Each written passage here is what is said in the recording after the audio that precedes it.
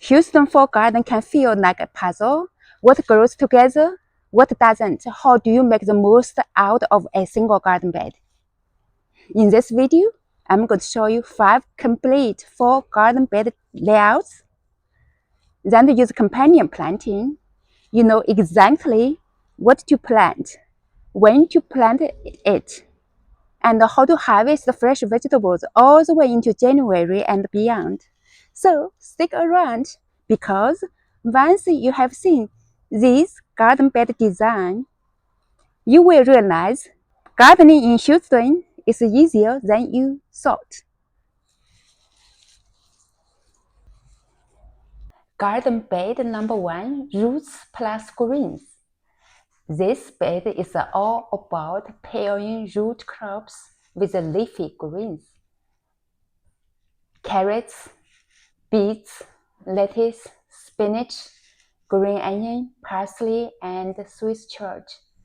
Why together? Because they don't compete for space.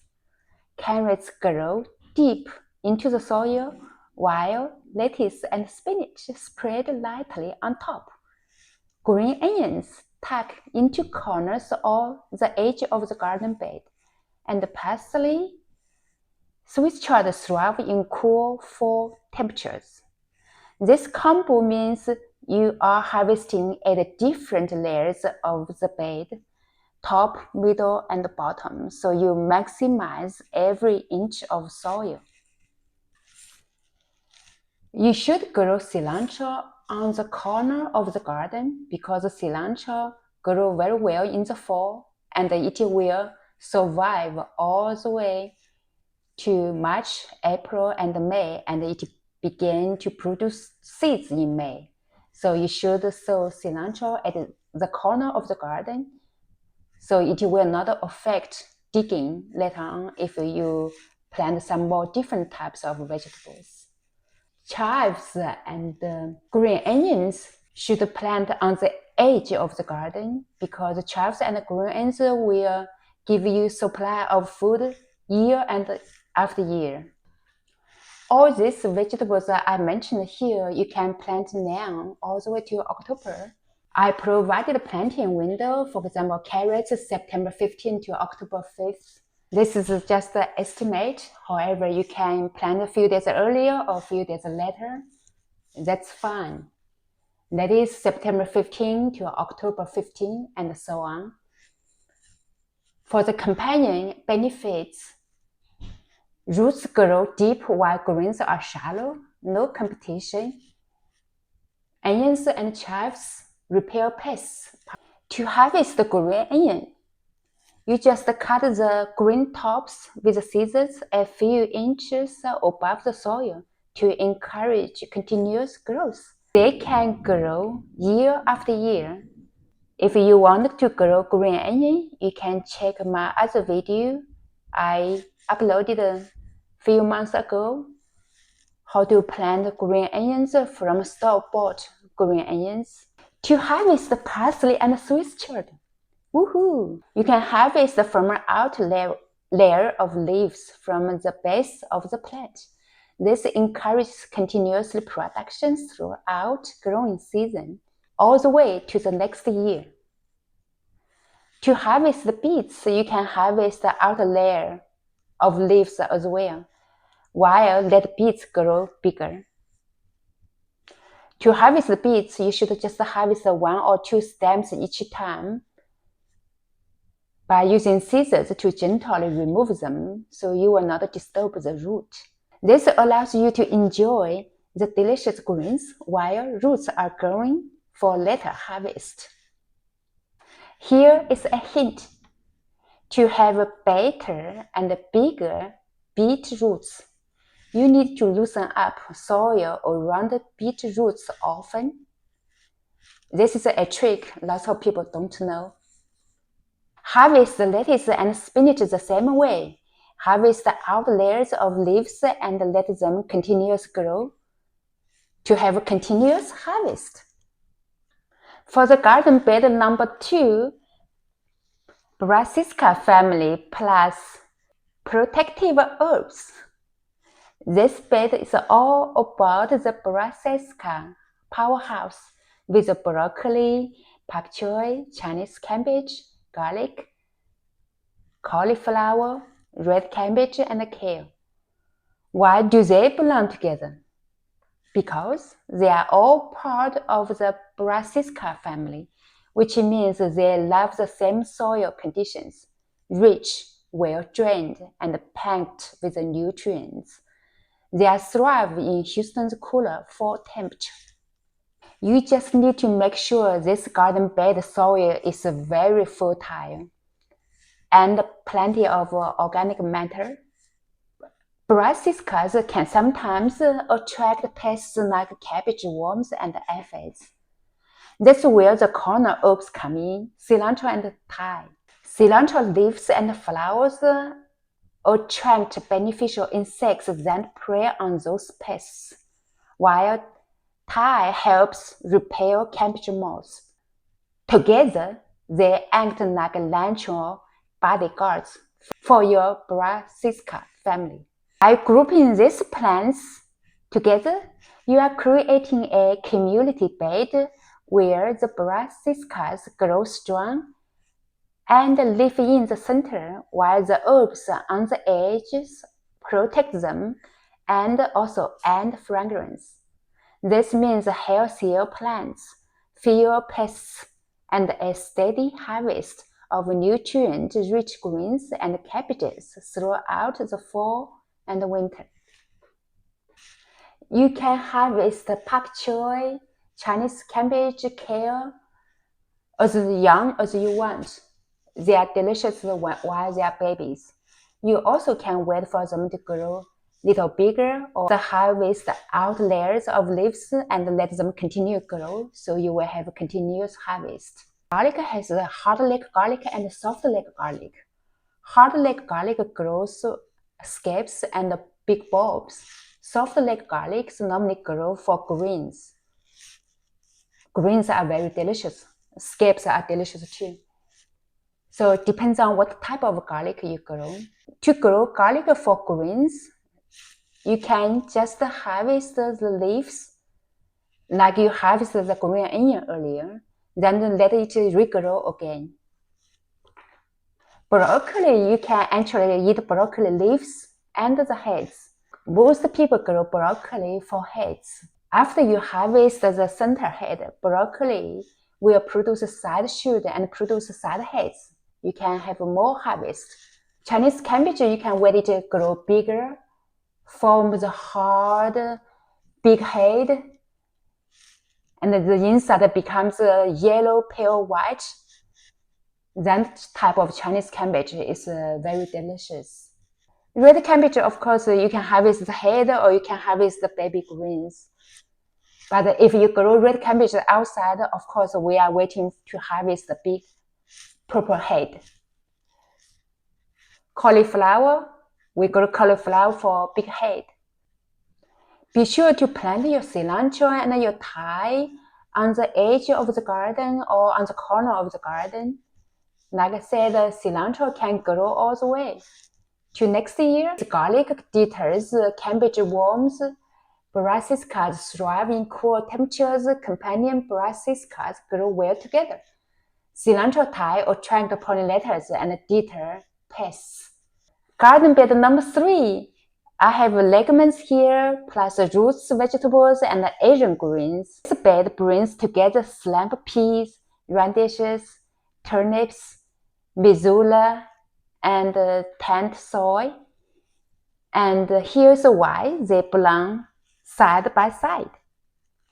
Slow peas or any other type of peas are legumes, which means they actually pull nitrogen from the air and fix it into the soil. That's like giving free fertilizer to their neighbors, the roots, radishes, and turnips. Love the actual nitrogen, and because they grow underground, they don't compete with the peas climbing upward. And now, bizula and tent soy are quick-growing Asian greens that fill in the gaps, while the peas climb and the roots grow below. Missoula and tent soil spread gently across the soil surface, protecting it from dying out and reducing weeds. Although there are few weeds in fall garden, but still there will have some. Again, I put cilantro and deer as the corner herbs. Cilantro, I feel like lots of people love cilantro. So cilantro can be in every bed. Lots of people love deer too, so you can grow cilantro and deer on the corner of the garden bed. You can plant according to the planting window or few days early, few days after, that's fine. Some people like pea shoots. Some people like the pods. If you want to harvest the pea shoots and pods, I suggest you to grow them separately. Grow a little area for pea shoots only, so you can harvest the pea shoots just by cut the top tender part and let it continue grow more pea shoots to harvest, to give you continuous harvest. To harvest the pods, you need to plant some peas in another area to let it keep growing until it produces pods to harvest. For the radishes and the turnips, you can actually eat their greens and their roots. Radish greens and turnip greens are really very, very delicious. If you have never tried them, you should plant them and give them a try. To harvest the radish and turnip greens, 1 to 2 stems each time. Then every few days you can harvest another 1 to 2 stems. Every few days you can harvest the greens because the greens will continue grow from the center. At the meantime, the roots will continue growing as well. To harvest the missoula and the tent soil, you can just harvest outer layers of leaves and let them continue grow from the center and make more tender leaves if you want to have continuous harvest. Do you like bed number 3? The crops in bed number 3 create a perfect 3-layer system. Pea reaching up, roots sticking down, and greens covering the soil. It's a natural harmony that maximizes your space, keeps the soil healthy, and gives you a steady harvest of crunchy peas, crispy roots, and tender greens all season long. The garden bed number 4 is Asian mix. If you have not tried growing Asian vegetables, you should add 1 or 2 types to your fall garden. Guarantee there's no regret. This bed is a beautiful blend of Asian greens and herbs, each playing a role to support the others. Dakan radish is the deep worker here. Its long taproot drills down into the soil, breaking up hard ground and creating natural channels for water and air. That benefits all the other crops in the bed. Kumusula and mustard green act like natural pest repellents. Their spicy scent helps deter harmful insects that might otherwise attack leafy greens. Parsley, crown daisy, and Chinese celery, and a whole new dimension. They attract beneficial pollinators and predatory insects, while also bring extra flavors to your kitchen harvest. In the corner garden, cilantro and basil are the bodyguards. I know basil is a warmer climate, but you can still give it a try to grow some basil in the fall. Basil doesn't like cold climate. Cilantro does. Cilantro draws in hoverflies and parasitic wasps that hunt garden pests, while basil repels mosquitoes and flies, and its aroma can confuse insects that target greens. Together, this mix creates a multi-layered ecosystem. Dakan works underground, greens protect at the soil surface, herbs attract allies above, and pollinator-friendly flowers like crown daisy bring beauty as well as balance. This is not just a garden bed, it's a mini food forest in harmony, producing healthy soil, strong plants, and plenty of fresh harvests. You can harvest the Komotsula and mustard green by harvesting outer layers of leaves and let the center continue producing more greens.